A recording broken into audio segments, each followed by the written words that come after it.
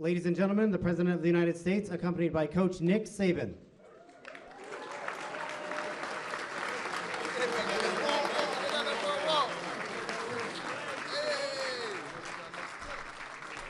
Hello, everybody. Welcome to the White House. Roll Tide. I guess for a lot of folks, it's welcome back.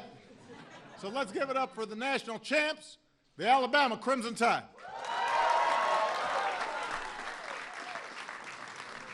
Everybody, please have a seat. We're so glad to have you here today. Now, my first question is, Coach, what took you so long? I mean, it's been 3 whole years since I last saw you. We've got some big Alabama fans in the house, starting with your governor, Governor Bentley. It's good to see you, Doctor. We got some outstanding members of Congress, members of the Alabama delegation. One of my most important people, the guy who takes care of me in the White House, Quincy Jackson. Where's Quincy? I know Q got here. There you go. I want to welcome University President Stuart Bell for the outstanding work he's done, and Athletic Director Bill Battle. Of course, a lot of recognition goes to somebody who's in the running to be the greatest college football coach of all time, Coach Nick Saban.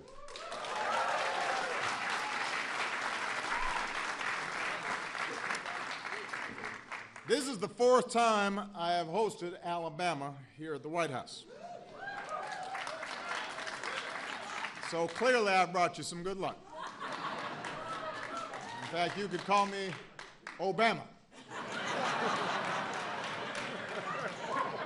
You like that? You've now won 4 titles in 7 years, which is historic. It's like winning a best-of-7 series, except you're playing 127 teams around the country. The last time a team went on this kind of run was in the 1940s. Back then, folks were still wearing leather helmets. I don't feel like anybody in a leather helmet would do too well trying to tackle Derrick Henry. Of course, even with modern helmets, they didn't do too well tackling Derrick Henry. Derrick racked up an SEC record of more than 22,000 rushing yards, which is the 5th most in major college history, 28 touchdowns, all the way to becoming the Tide's 2nd Heisman Trophy winner. Give it up for Derrick. Where is he? He's back there somewhere. There he is right there. I met Derrick last month in the National Prayer Breakfast, and we struck a Heisman pose together. His looked a little more intimidating than mine. But I want to point out that Derrick wasn't just there to pose for pictures with fans. He led a gathering and a powerful and humble prayer. And he prayed not just for the leaders in the room, but also for, and I'm quoting him now, people who weren't able to eat breakfast that day. People who don't have clothes on their backs or shoes on their feet. You can see Derrick's character in those words. This is a kid who grew up running down dirt roads and raised on his grandma's oxtail soup. And so he knew something about hardship and was remembering that hardship in his prayer. And that's the kind of grit that he played every game with, and that's the kind of determination that defines this entire team.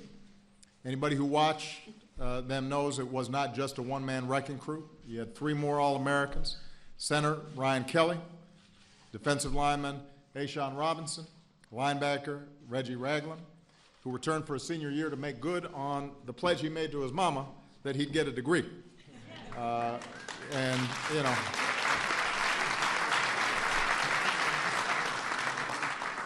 just because he's big doesn't mean he's not scared of his mama.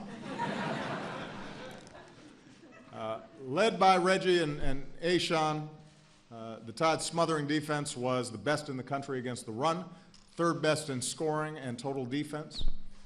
Quarterback Jake Coker picked apart Michigan State in the semifinals, threw for 300 yards in the title game against top-ranked Clemson. And that come-from-behind victory was a good example of just how complete this team was. We saw a 95-yard kick return touchdown by Kenyon Drake, more than 200 receiving yards from tight end O.J. Howard, a surprise fourth quarter onside kick. That was one of the few times you ever saw Coach Saban smile on the sidelines. You know there was a good night if Coach Saban was smiling.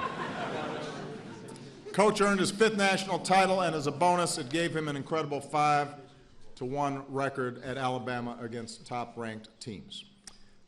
Of course, Coach Saban's teams aren't just defined by what they do on the field. Alabama was number 1 in the SEC and 3rd among top 25 teams in graduation rates. That is something to be proud of.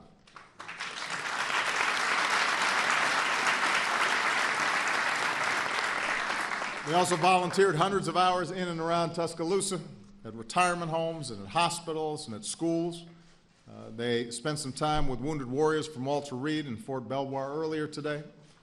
Coach Saban and his wife Terry have raised more than $6 million through Nick's Kids Foundation for charities and nonprofits. And they're making plans to build their 16th Habitat for Humanity home in the 5 years since the devastating tornado in Tuscaloosa. That's one house for each of the school's 16 national titles. So for all the other frustrated football programs out there, there's a silver lining to all these guys getting these championships because they're doing some good with it. So I just want to say, Coach, couldn't be prouder of you and the work that you've done. I know that the people of Alabama are extraordinarily proud of this team. Maybe the Auburn fans don't want to admit it, but everybody recognizes excellence when they see it, and nobody's had more sustained excellence as a football program at the collegiate level than the Alabama Crimson Tide. Congratulations, and I'd like to say I'll see you next year, but we've got this thing called term limits. You can keep on going.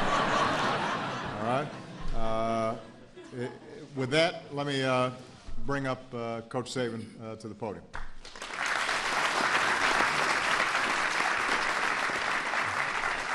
Well, certainly, I'd like to thank Mr. President here and the White House staff for the great hospitality. That this is really special for our team and all the people who made our team special.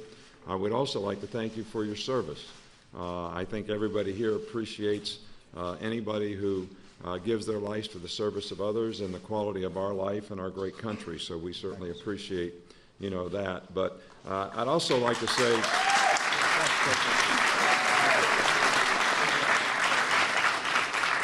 I'd also like to congratulate our team and thank our team for a wonderful job this year. They did some things that were special in their own way, and I think the thing that was greatest about this team was they won as one. There was tremendous togetherness, respect, trust for each other, the principles and values of the organization. They all bought in. Tremendous adversity in losing early on and having 12 straight elimination games to win the championship. So this is a really special group. This is one of the last times that we'll be together, but it's certainly one of the most special times that we've had to come here and share this with you, and it's something that we certainly thank you for. And our captains would like to present you again. I don't know what you... I got a lot of these jerseys. Yeah.